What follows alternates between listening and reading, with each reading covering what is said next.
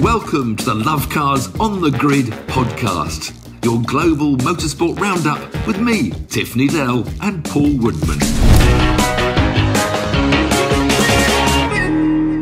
Welcome to episode 24 of Lovecars On the Grid, your global motorsport roundup podcast. And we're going to start off, it was a bit of a fiasco this weekend, but we're going to start off before we mention the Formula One. We want to say a thank you, a massive thank you, because this is a very small podcast, but it's growing, and we see lots of the same faces tuning in and leaving comments, which we're very grateful for. So thanks for tuning in.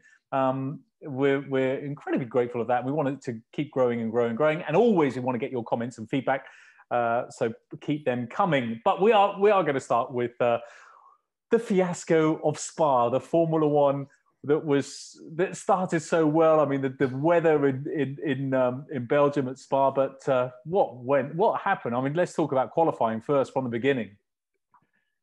Yeah, well, I think, go back, obviously the rain was terrible, it ruined the race, but there was almost a race, and we had poor old Lando having that big shunt, and the top of these radios and all these drivers now, everyone records it, and you've got some Vettel, saying, oh, red flag it, red flag it, red flag it. And that's a bad image. So straight away, you've got that negative feeling coming through from one of the most famous drivers. Instead of just going into the pits, if you don't like it, Seb, get in the pits. And then sort of, the implication then was that Lando's crash was because of the aquaplaning. But it wasn't, he lost it on a wet bit of track, just plain wet track.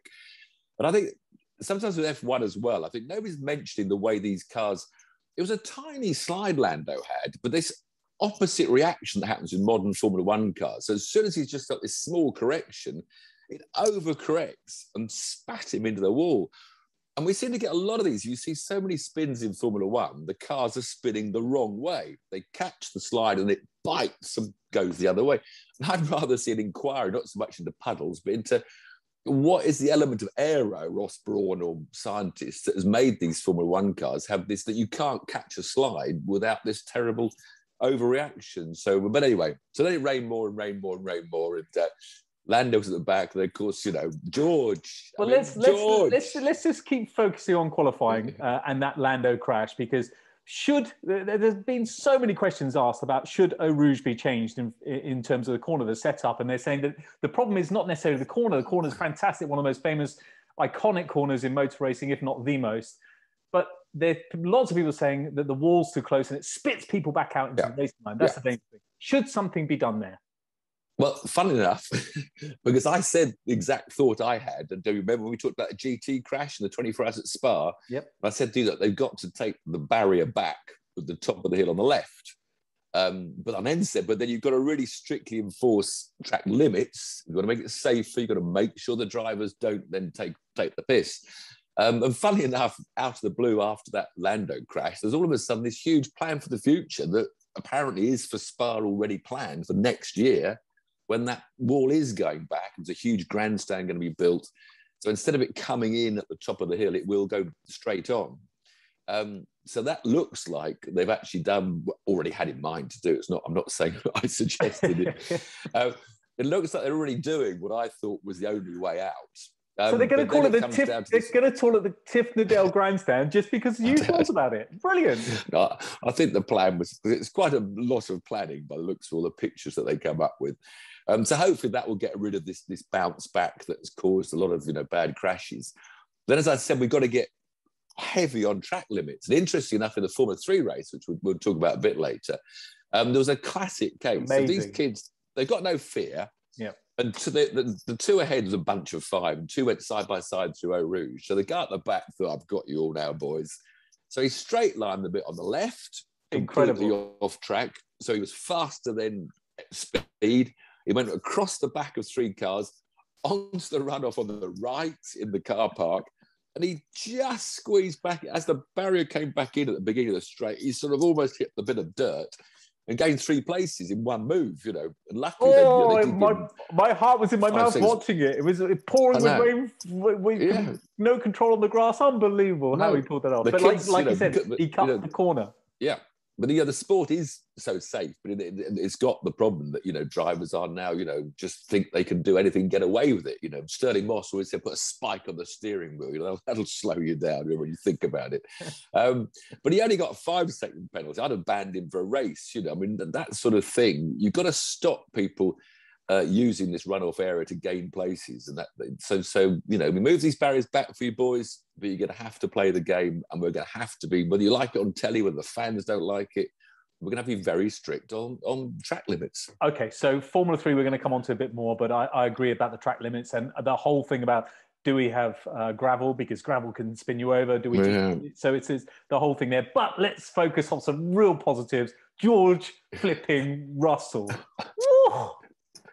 I still don't know. I mean, and he's so calm. I mean, the onboard lap, there was hardly any correction. He just, he's incredibly bright, as well as brave, and as well as, incredibly talented. Because it sounds like, they'd worked it all out, and they'd built up each corner.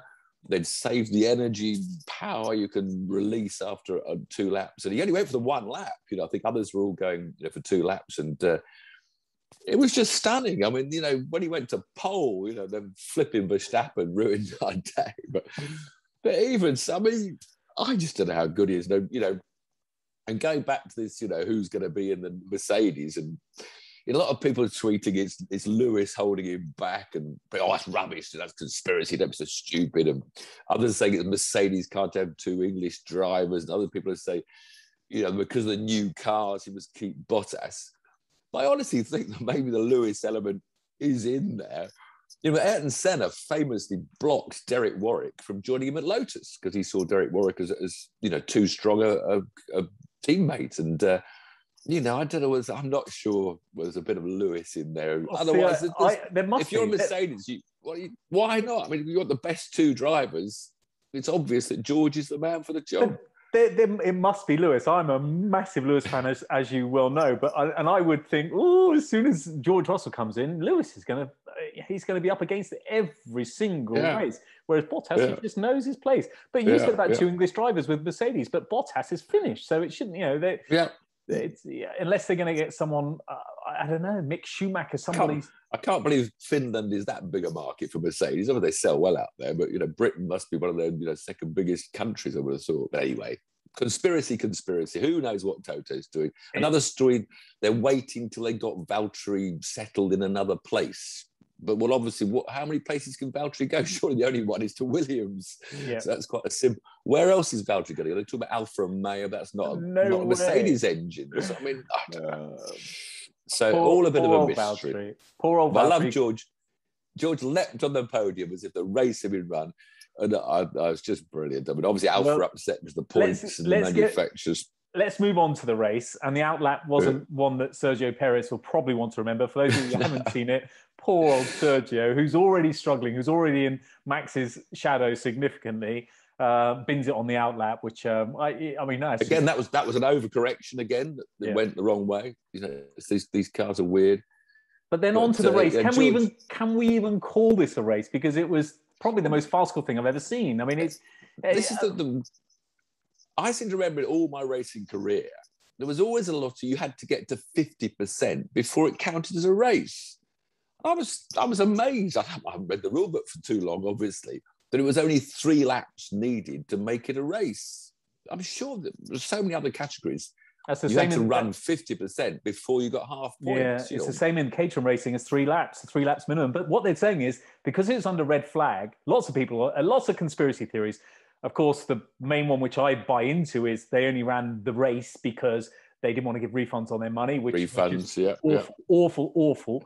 But one of the conspiracy theories that I quite like is that they're saying, well, because it was run under the red flag, actually lap 1 doesn't count as a lap, even though they did three laps. So technically, it wasn't even a race because it didn't go long enough.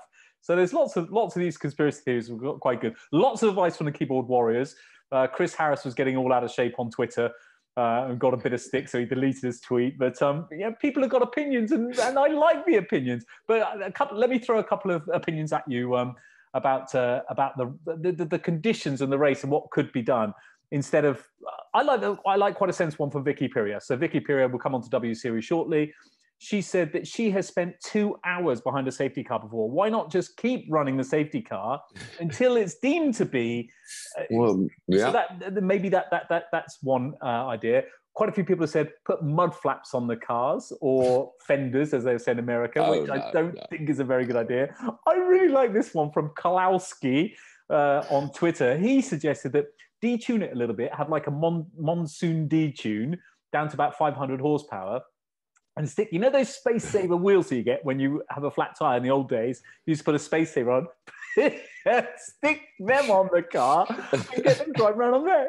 Wow, Yeah. You could have a race there, but it wasn't a race, was it? And then the absolute crescendo for me was the most farcical thing ever. This race that never happened because you can't race because you're behind a safety car. You're not allowed to race.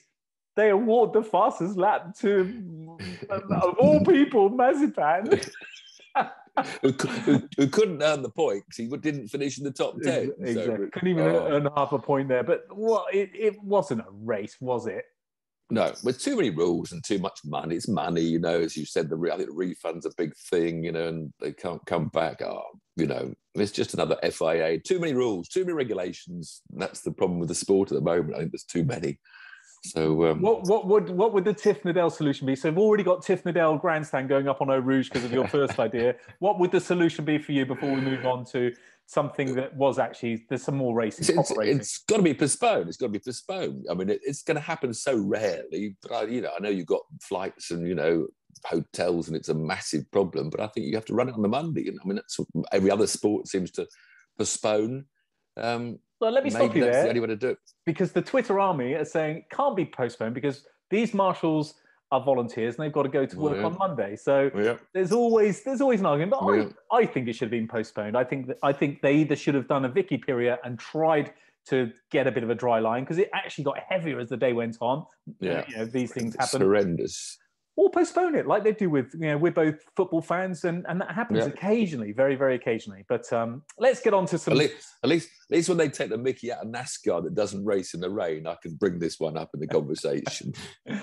But because they always run the next day. NASCAR will always run it on the Monday. You know, they'll get the race done. Yeah, and if you have 10,000 people instead of 100,000 people, so what? Yeah. You know, it's that's how it is. You win some, you lose some. But I feel sorry for the fans. I didn't feel sorry for them when I saw all the rubbish left on the side. Did you see that? There was a few videos going around, but yeah. That's racing. So well done to George Russell. Mercedes have got to be a bit cheesed off, but then again, Red Bull were right at the back as well with Perez. So in the Constructors' Championship, not much happened. 3 points in it overall. It is going to go to the wire. I've got to fancy Lewis. I think Max has got the pace, but he's got a few problems. Maybe he's got to have a new engine. So there'll be a penalty there. But you got to fancy Lewis's experience, bit cool, bit more cool-headed. And I just think that his second half of the season, he always seems to do incredibly well. So it's going to be amazing following the rest of the season and on to Zandvoort next weekend. Yeah. Holland. So home, his other home. I mentioned last week he's born in Belgium, and, you know, Dutch father, Belgian mother, so he's got two homes, 2 home Grand Prix for Max. So he's won one of them with half his points. So maybe Zandvoort. But of course, you know, there was the racing, you know, the W Series we mentioned, but then they had a horrendous shunt at Eau Rouge. Again, wasn't really caused that much by the bounce back. And I think everybody, you know, Spa circuit in that corner. Of course, that was a freak of them all arriving on slicks, going for their qualifying laps, and there was a heavy shower of rain at Eau Rouge because the bounce back didn't really. I think the first was Sarah Moore. I think that lost it, and she slightly bounced back, but basically they were all going for the same bit of barrier. It was horrible to watch, wasn't it? They all just completely had no control of the cars, you know, hitting aquaplaning. If you haven't seen it, it was a 6-car pile-up, and they were hitting each other up into the air and onto the barriers and all sorts. But amazing. Only 4 of the 6 still raced the next day. It was who was the one that got the most injuries? It was like Betsky Visser. I think she'd maybe have some spinal problems, and Ayla Agren, she failed to make the start. But the other 4 of the 6 were amazingly racing the next day. But yeah, don't blame the corner on that one. If that had been Woodcut at Silverstone, if they'd all come and hit a flood, they would all aim for the same spot, because that's where cars go when they're out of control on the water. So it wasn't Spa's fault, that one. But good race. But Jamie got beaten. Jamie was up there in front. She finished second because Emma Kimmelaine and the Finn came through to win. Fairly processional, not too much action. Other Brits, what we had, Alice Powers 4th, Jess Hawkins 6th, Abby Eaton 10th, Sarah Moore 13th. One behind our Vicky Piria, who's also part British because we love her so much. Vicky's a little bit frustrated. Spoke to her on DM, and she's a little bit frustrated that she doesn't know where her pace has gone. She was on the pace. She was improving last season, or this season before when COVID last season. Well, she doesn't do enough racing. These other girls go out and race in other series, especially Jamie and So she just lacks racetrack mileage, I think. So Formula 3, 2 wins for the Aussie Jack Doohan, son of Mick Doohan, the Doohan motorbike world champion. And actually, it's quite interesting. I hate the reverse grid races because the guy was on pole, which was Jack Doohan for the feature race, starts 12th. I don't know whether he did it on purpose or not because it was very wet, but he never made any moves. And he actually finished 12th. This is the fastest guy in qualifying. But of course, finishing 12th in the first silly reverse race puts you on pole for the second reverse race, which he then won. And then he won the feature race from pole. So the fastest driver won the feature race. But it was I think maybe that was a deliberate sit back in the first sprint. So he'd have 2 pole positions, win 2 races, and come out with quite a good haul of championship points. So well done, Jack. If you did that on purpose, you took the mickey out of reverse grids and made the most of them. Yeah, good for you. But it was exciting. It was some good racing, and there was a lot of water. You mentioned that crazy overtake. It was no joy for the Brits. No joy. We only got 3 Brits. Jonathan Hoggard had the best result of all in 3 races. He got a 6th. Ollie Caldwell, who's up in the championship, he only had 16th, 15th, 11th, and Johnny Edgar as well down the bottom. So not good for Brits. We need some good Brits in that Formula 3 series to give us some more George Russells. But I suppose we can't complain. We've got quite a few in Formula 1 with Lando and George. So maybe it's time for us to go through a lull of young drivers. But hopefully not. Hopefully there's some more stars in the making coming up the ranks. Yeah, and it's very tight, isn't it? There's some talented drivers. And like you said, the fear or lack of fear with these guys, you really notice it in comparison with Formula 1 because they're not that much slower. I guess around there sort of 8 seconds, 9 seconds, Tiff. Would it be? But no, probably more than that. Is it okay? No idea. Anyway, they're still they're very it's still fast. A big shout to Eau Rouge. Of course, you look at that awful Formula 2 crash. So that was good. Well, luckily, I wasn't watching all that sat at home getting cross because I was at the MotoGP, of course, the other huge event at Silverstone with Valentino Rossi's last race in Britain in MotoGP. And of course, we've always raved about it. You and me were talking about the Moto3 kids, Pedro Acosta, and changing lead racing 10 times in one corner. And I have to say, Motorbike Boys, you can't complain if you're listening. It was a bit of a disappointing processional 3 races. I think the Silverstone track, very fast, very wide open, very technical, high speed. Maybe it doesn't lean itself to this sort of pack racing. But we were down at Brooklands in the BRDC corner, which is that I thought there'd be loads of action around Brooklands and Luffield. But Brooklands, as you know, is that corner that slowly. I know Brooklands very well. I had a slipping crash there, didn't I? Or I was crashing. I shouldn't have mentioned that. I shouldn't have mentioned But so the bike's coming down the straight, and then as soon as they start braking, they're already leaning in. But they basically brake and slow all the way to that apex, and squirt to the throttle and brake again all the way around that. And nobody overtook anybody. I thought we were going to be in the place for the overtaking. We didn't see a single overtake. They just seemed to be lying astern around Silverstone. And, every race was almost won by a dominant leader out front. In fact, the Moto2 race, I think, was probably the best. But, Moto3, Renato Fanati led every lap. There was a sort of 3-bike breakaway on virtually the first lap of the race. And one of those broke down in the end. There were some good packs at the back, but they were just going around pretty steadily. And Acosta only qualified 22nd. And you'll be interested to know that the guy on pole, Renato Fanati, did it because he didn't waste his time looking for a slipstream, Paul, which I think is something you have already learned. But I want to keep hammering that little nail because all the pack boys going out trying to be clever. And I think just Silverstone, with all because it's got some fast technical bits, didn't lead to this slipstreaming idea. So Costa was one of them that sort of fell foul of not getting a clear lap, finishing 22nd on the grid. Our own Jonathan McGee, he was also mucking around trying to get a toe and finish up 15th on the grid. So it was a funny grid, but this time Acosta couldn't get through because the field stretched itself out, and he got from 22nd to 11th. John and McPhee, of course, had a big shunt in practice, in untimed practice, so he was a bit winded. He only got from 15th to 12th. So a funny old Moto3 race, not what I hoped for. Moto2, we only had Sam Lowe's, the only Brit, and he qualified third. He led for a while, right at the beginning, so it was a big cheer, but then fell back to finish fourth, so missed the podium, so I suppose he wasn't too pleased. And MotoGP, we had Fabio Quartararo just disappearing out front. And there was some overtaking going on, but mainly because the MotoGP boys, the tyres went off.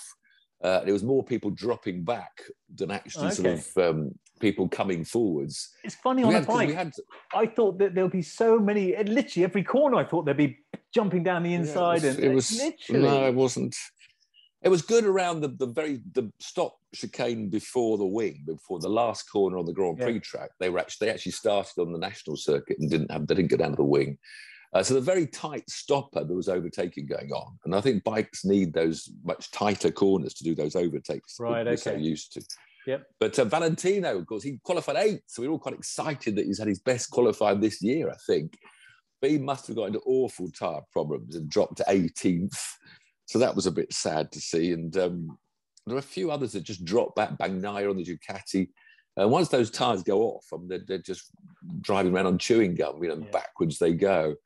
So it wasn't, So it wasn't the best spectacle for you, but amazing bit of history that you've actually seen the Doctor in his last ever race. And good for Aprilia. The big high point really was Alex Espargaro, who came third in the end on the Aprilia. And there was a real last lap battle between him and Jack Miller on the Ducati. He dropped to 4th off the podium, but he finally got the 3rd place, first ever for Aprilia. So that was the good story of the MotoGP race. Cool. The other interesting fact, for the first time ever, the top 6 were 6 different manufacturers. Wow. So Yamaha winning, Suzuki 2nd, Aprilia 3rd, Ducati 4th, Honda 5th, and KTM 6th. So that was, it's great, but just it didn't seem to work yesterday at Silverstone for the crowd and excitement. So I know we always go crazy about how wonderful MotoGP is, but being a spectator at Silverstone, it wasn't quite as exciting. In fact, I wish I'd been at Thruxton, whereas of course the BTC was as great as ever, and every support race from Ginetta Juniors to Formula 4s would look like cracking events, as I went through them all last night at times 30 on the Skybox. There we go, motorbike boys. Don't upset you. You can't have every race can't be brilliant. So highlights for BTCC. So Thruxton, the fastest race circuit in the UK, but there's still a bit of tussle and bustle and a bit of bumper cars going on. Not too much, but there always is a little bit. The chicane was quite... Josh Cook won for Honda. That was the first. A great race by Sutton in the second race. The Ash Sutton increasing his championship lead, came through really strongly to win race 2. He's flipping good, isn't he, that boy? Reverse grid race. Well, the reverse grid race was controversial, but didn't seem to be controversial to any of them, because Adam Morgan won it from pole, and yet he completely bypassed the chicane. And this idea that if you're in the lead and you go off, as long as you don't gain an advantage, you stay in your position, which is something I completely disagree with. Because Morgan went straight to the chicane, must have had about a 5-second lead instead of a half a second. And over the next 3 laps, he gradually dropped back to Turkington, who was running, who had been challenging for the lead. So for the last lap, he was back to where he had been. So I haven't gained an advantage. Well, hold on a minute. There's been 2 laps where Turkington hasn't been able to overtake you because you've been too far ahead. I agree with you completely. And if it had been any other corner, his car would have been destroyed because he'd had a barrier there. And you have to my mind, if you're leading and you bypass a corner, give up one place. I agree. I couldn't agree more with you. I've seen it time and time again in the Caterham series where the leader has, you put them under pressure. That's what you're doing. Quite rightly. They make the mistake, but because they're in the lead, they hold the position. It's wrong. And especially at that level, it really shouldn't be happening. Because Turkington in second, he didn't seem that upset by it. I couldn't believe it. He didn't even hardly back off. He went just storming through this shit. He'd been pressured into a mistake. He has to have a penalty for that, Yeah, I agree. And Jade, we have to say a word yeah. for poor Jade. Jade. No joy for Go Jade. support Jade. Let's put some money in the bank. I mean, she was back in the same barrier where she ended up in the first Thruxton meeting a few months back. And it was almost, I looked at the results and it was so unfortunate because she'd qualified, she'd finished the race to 19th. I mean, that's good, ahead of a few having a good race. But she got a 5-second penalty for being out of position on the grid. Oh, well, I don't know how many inches she was out by. And that put her down to where was she, to 24th. And then so she shouldn't have really been there for her own results. And then first corner, Gordon Shedden, who dropped out of race 2 with a clutch problem, was trying to storm through, and they went 3 wide into Allard the first corner. And it looked a bit like Shedden wandered out into her and just speared her off into the barriers, head on into the barriers. What was the steward's verdict? What was the steward's verdict? I haven't looked at what. I don't think they. I mean, it was a sort of racing instance, but if anybody moved slightly, it was probably Shedden moving left, but he might have had a bit of oversteer, So poor Jade. Mr. Parfit yeah, Jr. all good racing. He was quite positive, actually. I was looking at his Twitter. He's quite positive. So another one that's maybe not doing as well as the Turkingtons and Suttons of this world, but he was quite positive with his. He said for the first, Rick Parfit Jr. He said, for the first time, I felt like a proper BTCC driver. So good for him. But the other British big day was the Brands Hatch was the World GTs. There was a lot of places to go, wasn't it? Silverstone for bikes, Thruxton for BTC, Brands Hatch for the GT. They're great racing, all those McLarens, Ferraris, Lamborghinis, Mercedes. But it's more famous, if you've seen on Twitter, for a McLaren ending up in the trees. Yeah. A huge shame because it was a British team. The team name, Ollie Wilkinson, Jota. They were leading. Ben Barnicoti's co-driver had a good run at the front, leading his McLaren, having a fantastic battle with Marciello in the Mercedes. And it was just unfortunate. They caught a lap back marker going down Dingle Dell, the hill. And it just, Marciello got blocked in behind the back marker and Ollie was overtaking the back marker. He just tried to pull out and tried to get past the back marker, but there wasn't the gap. And he just caught the back of the McLaren and sent it sharp left, straight into the tyre wall. And this is the funny thing about tyre walls. So they horrible. When but it looks worse. Yeah, but in the trees, you sort of think, oh, that's horrendous. But there's no spectators down there. So there's no chain link fence. But of course, the tyres take that impact. So it's not like hitting something solid like a barrier, really solid Armco barrier or a trees. But of course, they do bounce you. So you've got that double. There's a good thing about tyre walls, but then there's this throw you up in the air. And it threw the Ferrari into the trees. It actually happened when I was doing the historic race, when a historic sports car, the previous corner, over the top of the barriers. And so they were very lucky. I mean, it was all right, because the tyres took the big impact, and then obviously it landed on top of the bank. But Marcello was penalised for it. And, again, there was a lot of controversy on Twitter on this one. I don't know whether you saw it, but people are saying that Marciello, when you're in a works team and you've got so much support, you just think that you're so much bigger and better than everyone else, and you're a bit, elbows are out a little bit too much. But no, it was a good, look, back markers. It was good. It was getting past back markers. Racing. Yeah, they are a part of racing. It completely messed up my Brands Hatch back marker. But it's part of racing, and you got to deal with it. So one of those things. But I thought that was quite an exciting race. It's lovely to see the whole. Grand Prix G win for Audi, which gave them the championship. Actually, a win for Audi, and the second race was won by Mercedes. So Mercedes still had a win, not Marcello's Mercedes. But I do have to mention the Pro-Am category, just quickly. Some of you might notice on Twitter that me and Chris Harris are often having a bit of banter about Barwell Motorsport and Garage 59. You might not understand what's going on. And it's just that Chris Harris raced quite often with Garage 59. Their Aston Martins did the Spa 24 hours. So he keeps on tweeting about Garage 59. Done well today, boys. Whereas my brother is part of the Barwell Motorsport that run Lamborghinis in the Pro-Am. And they're always battling head to head, in the 24-hour race at Spa. They finish first and second in the pass. So there's always big banter between me and Chris. But Chris's Aston Martins in Garage 50, they only had a third and a second, whereas the Barwell Motorsport Lamborghinis won both the Pro-Am race categories. So that is why there's a bit of banter in Twitter between me and Chris whenever the GTs are out racing. So no good, Chris. We won that one. 2 wins. Sadly, I don't think he'll be listening, but I wish you well done to Barwell and Tiff. Unlucky Garage 59 and Harris. Let's move on to some buggy racing. Big buggy, they're electric, and it was in Greenland. So yeah, I got it all wrong because I thought they'd be sliding around on ice. When it said the Arctic Prix, they missed the word Grand out because they're pretty good trademarks. But instead, it looked like it was being held in a disused gravel pit or something. It was a scruffy bit of barren territory. I don't know how you describe it on Iceland, but there was a glacier in the distance. They kept saying Glacier Corner, and there was a little peak of something white. But although the course looked a bit rough and ready and not very scenic, there was actually the best racing I've seen so far. And there was some fantastic close finishes. And they were leaping all over the place. It was actually quite entertaining, very close, leaping over jumps and hollows. But through it all, Katie Munnings came out really as the star of the show for me. There were a lot of punctures, a lot of broken suspension. Yep. There was a section of boulders, and if you tried to go faster through it, so someone tried to overtake everybody through there, and it broke all the suspension.